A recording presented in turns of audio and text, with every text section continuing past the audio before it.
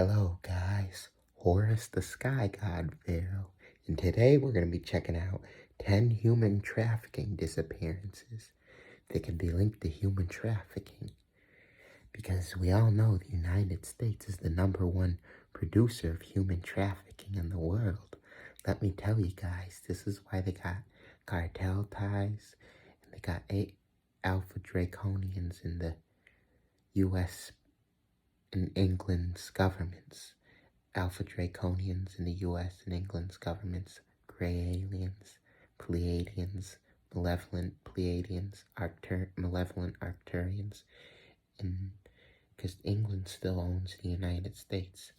Without further ado, don't forget to like, share, and subscribe. We shall get into this.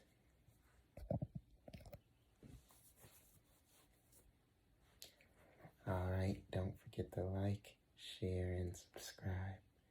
We shall get into this.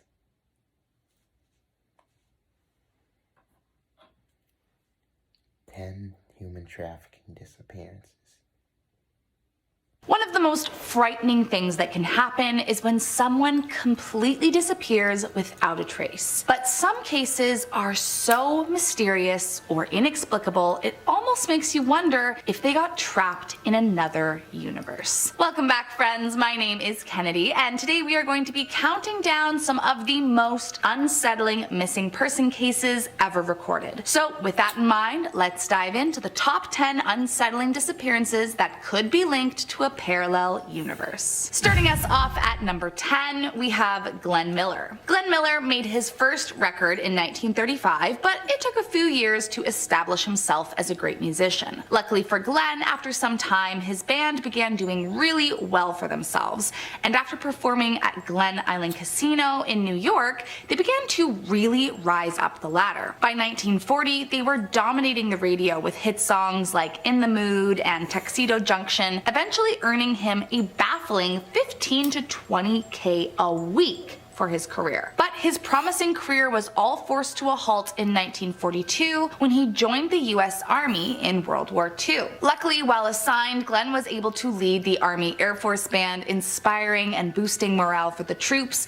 he fought alongside. That was until he mysteriously vanished one chilly December in 1944. Stationed in England at the time, Glenn had learned that his band was to head over to Paris, and so on December 15th, Glenn followed orders and boarded a transport plane that was headed for the French capital. But strangely, Glenn never arrived in Paris that day. In fact, Glenn was never seen again. And even more curious was that no trace of his plane crash was ever found, nor have any remains ever been uncovered. Coming in at number 9, Craig Freer. At the time of his disappearance in 2004, Craig was a 17-year-old high school soccer player with lots of friends and a girlfriend he loved. Reportedly, on the day he went missing, he went to visit his girlfriend at her apartment building before he was supposed to be heading to work. But when his mother, Veronica, went into his work to say hello, he was nowhere to be found. In fact, she was told Craig hadn't worked there for a while as he just stopped showing up for his shifts. Now, incredibly confused, his mom tried calling him to get an explanation and was relieved when her son picked up. Craig assured her he would be home to talk with her about it soon, but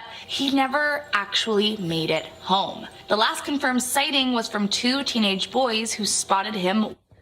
That's human trafficking right there. That right there is the first count of human trafficking. I can tell with my energy.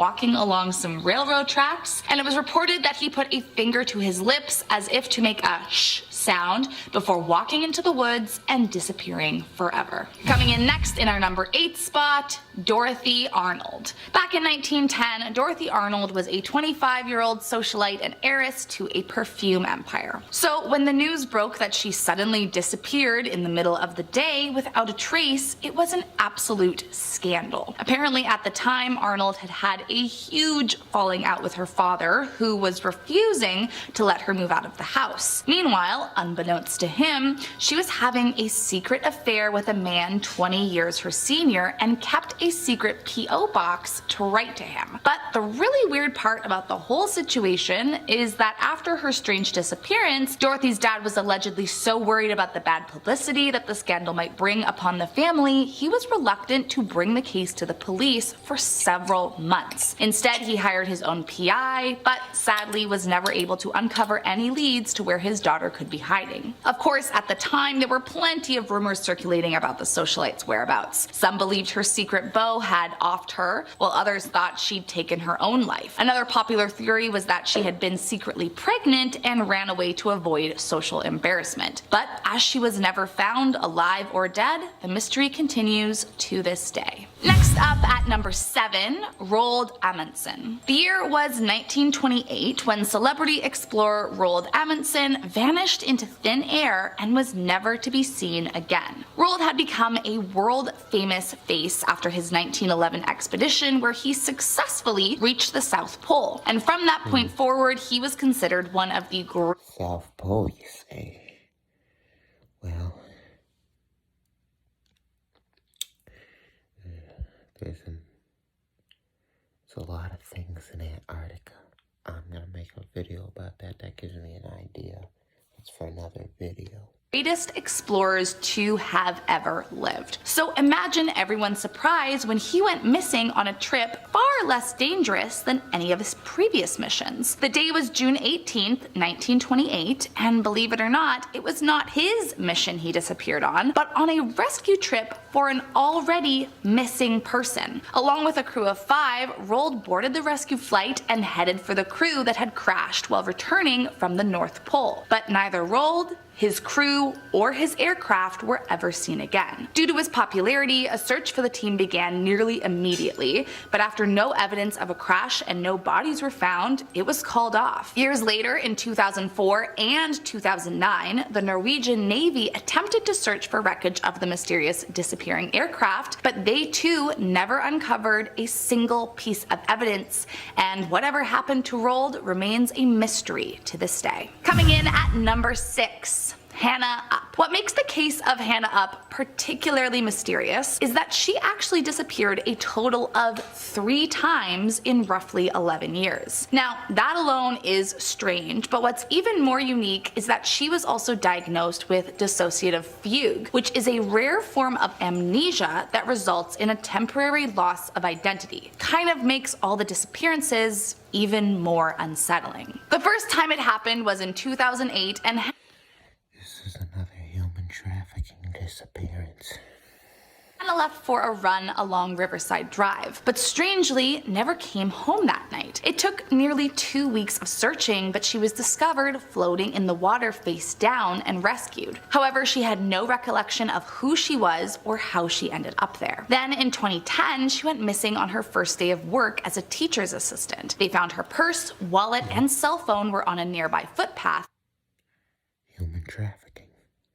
But strangely, after 2 days, she called her mom, confused, asking to come pick her up. Sadly, the third disappearance happened shortly after Hurricane Irma, and as soon as the storm cleared on September 14th, she left her apartment and hasn't been seen since. Coming in at number 5, Sherry Lynn Marlar. On the morning of June 6, 1984, 12-year-old Sherry woke up to see her stepfather heading out to the bank and asked if she could tag along. Her stepfather Raymond was happy to have her join him on the errand. However, rather predictably, when they arrived at the bank and Sherry saw how much paperwork there was to fill out, she got a little bored. So she asked her stepfather if she could go and get a soda, upon which Raymond handed her $1 and told her to go get one from the gas station across the street. When Raymond was done at the bank, he walked back to his truck, assuming Sherry would be waiting for him already. But she wasn't there. So he waited another 20 minutes, but when Sherry still hadn't returned from the gas station, he began to worry. He decided to call Sherry's mom to see if she had somehow seen her, but of course she hadn't. Later that day, Sherry was officially declared missing and a full-scale search was launched. But to this day, no one has ever been able to find out what happened to the girl who crossed the street for a soda. Coming in at number 4, Virginia Dare and the Roanoke Colony. One of the most famous disappearances of all time wasn't just one person, but in fact an entire colony of people. Back in 1587, during the time that Europeans were heading to colonize the New World, a group of 100 settlers found the small island of Roanoke, now modern-day Dare Country in North Carolina, and decided to make it their home. Shortly after the group settled, it was determined that the man John White would be the leader of the group, likely due to the fact that his wife had just given birth to their daughter Virginia Dare, making her the first ever English-born child in the New World. However, after some time in the colony, John headed back to England in search of more supplies for his town. What was meant to be a short visit accidentally turned into a 3-year stay due to the Anglo-Spanish War. However, once he was permitted to return, he made his way back to America, only to find war is never good. It always causes you to not leave the country, especially way back then.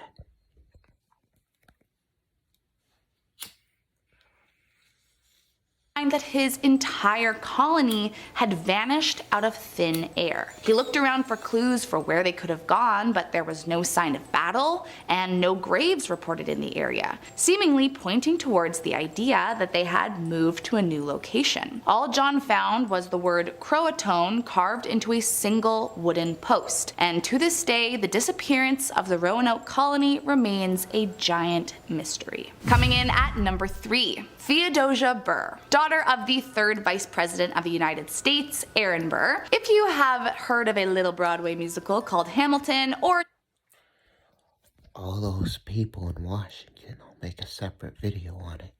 They have sex parties in the Hollywood Hills. All them congressmen and the people in the House of Representatives and in the White House. Everyone that works in the 4 branches, I'll repeat that again, they drink little kids' blood and young people's blood. That's why so many of our people, black women and black men, go missing. They're drinking their blood. And these representatives, and these people in Congress, and these people in the other jurisdiction, I can't think of these people in Congress and the White House. They're all working there. Nancy Pelosi and Mitch McConnell and all the senators in the Congress and in people and the secretaries and everyone that works in the White House. They have sex parties in the Hollywood Hills where they drink children's blood. They say I'm trying to make stories up about competitors, but it doesn't matter whether you're a Democrat or a Republican, because you're voting for the same party, because it's all part of the Rothschild group. You folks don't know what the hell that means. Even if you did, you know that we are still run by the same monarchy that we were run by since the 15 and 1700s in England. They're all related. They're all blood related. Now back into the video. just happen to be a history buff, then you might already be familiar with Miss Theodosia Burr. But one thing they left out of the show was that Theodosia mysteriously vanished in 1813. She was quite the controversial figure in her day after Hamilton alluded that her father had incestuous relationship with the girl. It's believed that this is what led to the duel where Burr killed Hamilton and Theodosia subsequently helping her father flee the country. But from there, see, this is what happens in those royal bloodlines, brothers and sisters.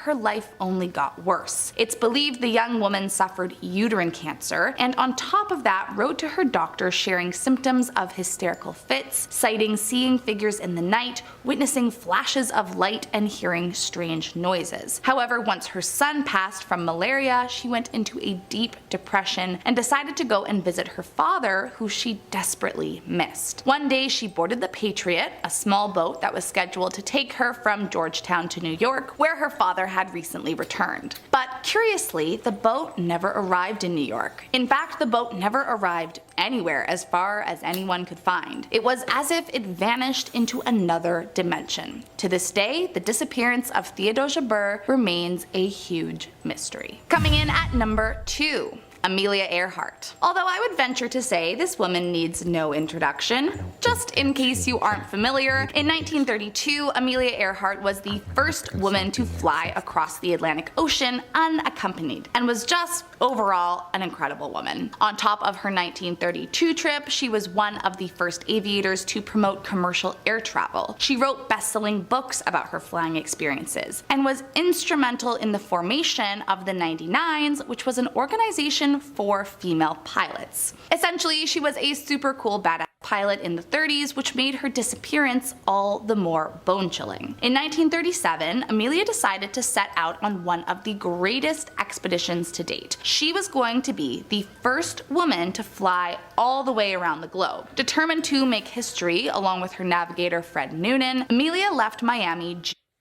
The Simpsons was right. There is a wall, a glass wall, in our planet.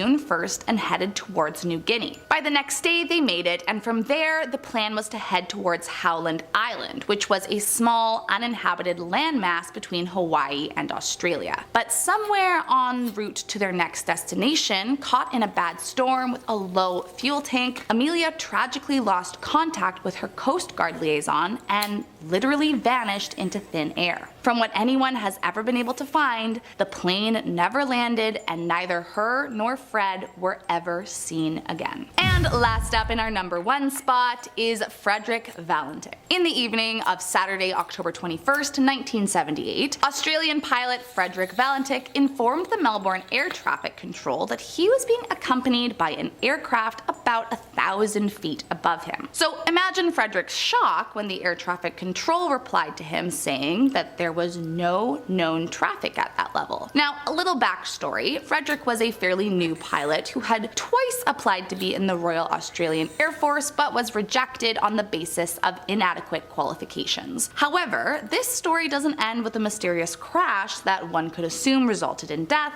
It's much more mysterious than that. After learning that there was not supposed to be anything above him, Frederick went on to describe what he was seeing, saying that it was a large, unknown aircraft that appeared to be illuminated by 4 bright landing lights. He then reported that the aircraft was approaching him from the east and orbiting above him. When asked to identify the aircraft, Frederick was not able to, only further describing its looks, this time mentioning it had a shiny metal surface and a green light on it. For the last time, the air traffic control radioed over asking to please identify the aircraft, to which he famously replied, "It's not an aircraft." His transmission was then interrupted by an unidentified noise described as metallic scraping sounds before all was lost. To this day, neither Frederick or his aircraft have ever been found, and many conspiracy theorists believe he was either abducted by aliens or found some kind of portal to an alternate universe. Well, that's all I got for you today, my friend. Yep, the Greys got to him. I hope you enjoyed this video, but I would love Don't forget to like, share, and subscribe.